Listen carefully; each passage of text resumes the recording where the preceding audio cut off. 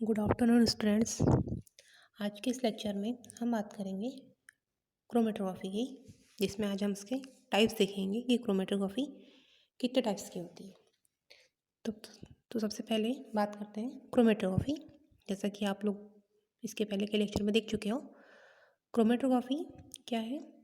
Chromatography में जिस component को सेपरेट करना होता है या फिर जिस कंपोनेंट को डिस्ट्रीब्यूट करना होता है, मतलब क्रोमेटोग्राफी एक एनालिटिकल टेक्निक है जो वाइडली यूज़ की जाती है separation, identification, isolation and detection of chemical compound, जैसे कि कुछ हमारे ऑर्गेनिक सब्सटेंस हो गए जैसे amino acid, sugars, vitamins, hormones and plant pigments के सेपरेशन के लिए यूज़ करने वाली जो टेक्निक है वो है हमारी क्रोमेटोग्राफी, जिसमें क्रोमा मतलब होता है कलर एंड ग्राफिक्स मतलब होता है राइट। इसे हिंदी में कहते हैं हम लोग वर्ण लेखन। जो स्पेशली इसका जो प्रिंसिपल है वो डिपेंड करता है दो फेजेस में, जिसमें दो फेजेस कंप्लीट होती है। एक है हमारी mobile phase and second one is stationary phase. History हम देख चुके थे इसके पहले। सबसे पहले जो से आइसोलेट किया था जो है टिस्वेट साइंटिस्ट ने किया था, जिसे हम एम टिस्वेट जो साइंटिस्ट हैं उन्होंने 1903 में सबसे पहले प्लांट पिगमेंट के ऊपर ये एक्सपेरिमेंट किया था। इसके बाद बहुत सारे साइंटिस्ट आए जिन्होंने अलग अलग प्रकार की क्या दी, हमारी क्रोमेटोग्राफी टेक्निक्स दी। तो सबसे पहले जो हमारे साइंटिस्ट थे हमारे एम ट्वेस्ट थे, जिन्होंने ये पर्टिकुलर क्रोमेटोग्राफी की शुरुआत की थी। तो सबसे पहले बात करते हैं टाइप्स ऑफ क्रोमेटोग्राफी। तो क्रोमेटोग्राफी को डिफरेंट टाइप से डिस्ट्रीब्यूट किया गया है। तो जैसे कि आप इसमें देख रहे हो, इमेज में देख रहे हो, तो फर्स्ट है हमारा एब्जॉर्प्शन क्रोमेटोग्राफी। नेक्स्ट है पार्टीशन क्रोमेटोग्राफी। पार्टीशन क्रोमेटोग्राफी को तीन इसमें कैटेगराइज किया है। फर्स्ट है लिक्विड क्रोमेटोग्राफी, नेक्स्ट है gas liquid chromatography, third one is gas solid chromatography. Next है ion exchange chromatography and next है एफिनिटी क्रोमेटोग्राफी। ये टाइप्स ऑफ क्रोमेटोग्राफी था, जो अलग अलग टाइप्स की क्रोमेटोग्राफी होती है। नेक्स्ट है टेक्निक्स के आधार पर, टेक्निक्स ऑफ क्रोमेटोग्राफी। तो टेक्निक्स के आधार पर क्रोमेटोग्राफी को क्लासीफाई किया है टू इसमें। फर्स्ट है प्लेन, जिसे दो इसमें कैटेगराइज किया है प्लेन को। एक पेपर है and second one is thin layer chromatography. And जो मेन है सेकंड था हमारा, उसका नाम क्या है, कॉलम क्रोमेटोग्राफी। इसके अलावा इसके क्लासिफिकेशन की बात की जाए क्रोमेटोग्राफी के, तो क्लासिफिकेशन ऑफ क्रोमेटोग्राफी जो अलग अलग टाइप से इसे डिस्ट्रीब्यूट किया है। फर्स्ट है techniques by chromatography bed shaped, जिसमें फर्स्ट है कॉलम क्रोमेटोग्राफी एंड सेकंड है हमारा प्लानर क्रोमेटोग्राफी। प्लानर या इसे प्लेन क्रोमेटोग्राफी भी कहते हैं, जिसे दो इसमें डिस्ट्रीब्यूट कर दिया है। एक है हमारा पेपर क्रोमेटोग्राफी एंड सेकंड है हमारा थिन लेयर क्रोमेटोग्राफी। नेक्स्ट है technical by physical state of mobile face. Mobile face के अकॉर्डिंग इसे डिस्ट्रीब्यूट किया है टू पार्ट में। फर्स्ट है हमारा गैस क्रोमेटोग्राफी एंड सेकंड है लिक्विड क्रोमेटोग्राफी। थर्ड है एफिनिटी क्रोमेटोग्राफी, जिसे सुपरफिशियली फ्लूइड क्रोमेटोग्राफी में डिस्ट्रीब्यूट किया है। तो इस प्रकार ये इसका क्या था, हमारा क्लासिफिकेशन था, जिसके अंतर्गत हमें अलग अलग टाइप्स की क्या करनी है, क्रोमेटोग्राफी करनी है। तो फर्स्ट हम बात करते हैं पेपर क्रोमेटोग्राफी की, कि क्या है पेपर क्रोमेटोग्राफी। ये क्रोमेटोग्राफी एक ऐसी क्रोमेटोग्राफी है जिसमें पेपर का यूज़ किया जाता है, इसीलिए इस क्रोमेटोग्राफी को क्या कहा गया है कि पेपर क्रोमेटोग्राफी, क्योंकि पर्टिकुलर हम इसमें किसका यूज़ कर रहे हैं, पेपर का यूज़ कर रहे हैं। जो पेपर है वो सेलुलोज फिल्टर पेपर है। हम वॉट्समैन फिल्टर पेपर का भी यूज़ करते हैं, है ना। सेलुलोज फिल्टर जो पेपर बना हुआ है वो सेलुलोज फिल्टर पेपर का बना हुआ है, जो कि as a stationary phase act करता है। पेपर कैसा है, सॉलिड होता है, लेकिन स्टेशनरी फेज में लिक्विड इन नेचर पेपर कैसा होता है, सॉलिड सपोर्ट की तरह वर्क करता है। बट इस पेपर में छोटे छोटे से क्या प्रेजेंट होते हैं, पोर्स प्रेजेंट होते हैं, और इनका जो पोर्स का साइज भी कैसा होता है, डिफरेंट होता है। साइज़ के पोर्स मतलब डिफरेंट डिफरेंट साइज़ के क्या होते हैं, इसमें पोर्स प्रेजेंट होते हैं। और यही इन्हीं पोर्स में क्या होता है कि पर्टिकुलर जो भी सॉल्यूट आएगा इन्हीं पोर्स के थ्रू क्या करता है, मूव आउट करता है। Water as a liquid stationary phase के रूप में क्या करता है, कार्य करता है। जैसा कि आप स्ट्रक्चर में देख रहे हो पेपर क्रोमेटोग्राफी, जैसे कि प्रैक्टिकल हम इस टाइप से परफॉर्म करते हैं। तो आज हम जनरल क्रोमेटोग्राफी का प्रिंसिपल देख रहे हैं, पेपर क्रोमेटोग्राफी को पढ़ रहे हैं जैसे कि हम लोग आज।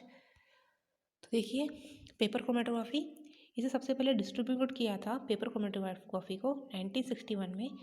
पेपर जो क्रोमेटोग्राफी है फर्स्ट डिस्कवर किया था इसे शिहान बेन ने सबसे पहले डिस्कवर किया था किसे, पेपर क्रोमेटोग्राफी को।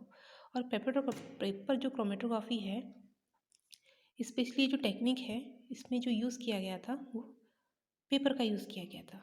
जो साइंटिस्ट है हमारे बेन, उन्होंने इसमें पेपर क्रोमेटोग्राफी में यूज़ किया था पेपर का, इसीलिए इसे पर्टिकुलर पेपर क्रोमेटोग्राफी कहते हैं। इसके प्रिंसिपल की बात की जाए तो जो पेपर क्रोमेटोग्राफी है स्पेशली इसमें दो फेस पर वर्क करता है। एक होता है हमारा स्टेशनरी फेस एंड होता है एक हमारा मोबाइल फेस। स्टेशनरी फेस जो है वो हमारा पेपर होता है एंड जो मोबाइल फेस है जो भी हम ऑर्गेनिक सॉल्वेंट या फिर बफर यूज़ करेंगे वह वर्क करता है हमारा मोबाइल फेस। इसे हम पार्टीशनल क्रोमेटोग्राफी के अंतर्गत भी कहा जाए तो जैसे कि लिक्विड फेस के बीच में एक पार्टीशन बन जाता है जिसके कारण क्या होता है, कंपोनेंट का क्या होता है, सेपरेशन हो जाता है।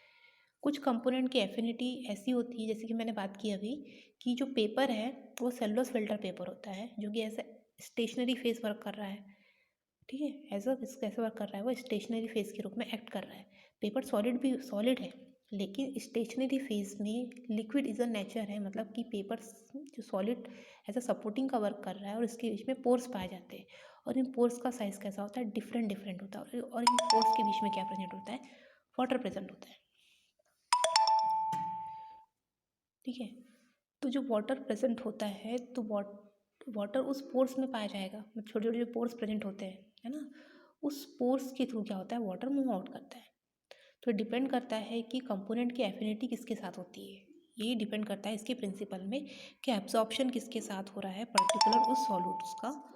तो सबसे पहले बात है कि लिक्विड की जो वाटर है, जो भी हम लोग सॉल्यूट ट्रांसफ़र हो रहा है एज अ मोबाइल फेस, तो उस कंपोनेंट, उस सॉल्यूट्स में जो भी कंपोनेंट है उसकी एफिनिटी किसके साथ है, वाटर के साथ है तो वो वाटर के साथ सॉल्युबल हो जाएगा, या हो सकता है वाटर के साथ स्टिक कर जाए या एब्जॉर्ब हो जाए और सेपरेशन के टाइम पे ये लेट सेपरेट हो, या फिर मोबाइल फेज में उसमें लेट चेकआउट करे। ये डिपेंड करता है कि जो हमारा सॉल्यूट है उसकी जो एफिनिटी है वो किसके साथ है। स्टेशनरी फेस के साथ है तो वो उतना ही लेट सेपरेशन होगा, यदि वो मोबाइल फेस के साथ है तो उतने ही जल्दी क्या करेगा, वो मूव आउट करेगा। ये डिपेंड करता है कि जो हमारा कंपोनेंट है वो पोलर है कि नॉन पोलर है, एज अ एक्ट करता है ये हमारा कैपिलरी एक्शन के थ्रू। डिपेंड करता है कि जो हमारा वाटर है या भी जो भी सॉल्यूट है, सॉल्यूट में जो कंपाउंड प्रेजेंट है उसकी एफिनिटी मोबाइल फेस के साथ है कि हमारे स्टेशनरी फेस के साथ है। और इसी आधार पर हम इसका कैलकुलेशन करते हैं जिसकी आरएफ वैल्यू आती है distance travel by solute and distance travel by solvent. जैसे कि हम प्रैक्टिकल्स में देखेंगे कि कैसे इसकी क्वांटिटेटिव एंड क्वालिटेटिव एनालिसिस किया जाता है। तो जो क्वांटिटेटिव एनालिसिस है वो टू टेक्निक्स पे किया जाता है। एक टेक्निक्स होती है डायरेक्ट टेक्निक्स एंड सेकंड होती है हमारी इनडायरेक्ट टेक्निक्स। जैसे कि हम प्रैक्टिकल्स में देखेंगे इसका कैसे इसे परफॉर्म किया गया है पेपर क्रोमेटोग्राफी को, कैसे इसकी प्रोसीजर है और कैसे हम पर्टिकुलर पेपर का यूज़ करेंगे एंड देन उसमें कैसे सैंपल को लोड करेंगे। नेक्स्ट है क्वालिटेटिव एनालिसिस, जिसमें जो वैल्यू है उसे हम निकालते हैं आरएफ वैल्यू के द्वारा। तो जो आरएफ वैल्यू कैलकुलेट होगी distance travel by solute and distance travelled by solvent. इसके एप्लीकेशन की बात की जाए पेपर क्रोमेटोग्राफी की, तो पेपर क्रोमेटोग्राफी इस स्पेशली यूज़ की जाती है polar and non polar compound के जो मिक्सचर कंपाउंड है, उस मिक्सचर कंपाउंड में जो polar and non polar compound पाए जाते हैं उनके सेपरेशन के लिए यूज़ की जाने वाली जो टेक्निक है वो है हमारी पेपर क्रोमेटोग्राफी।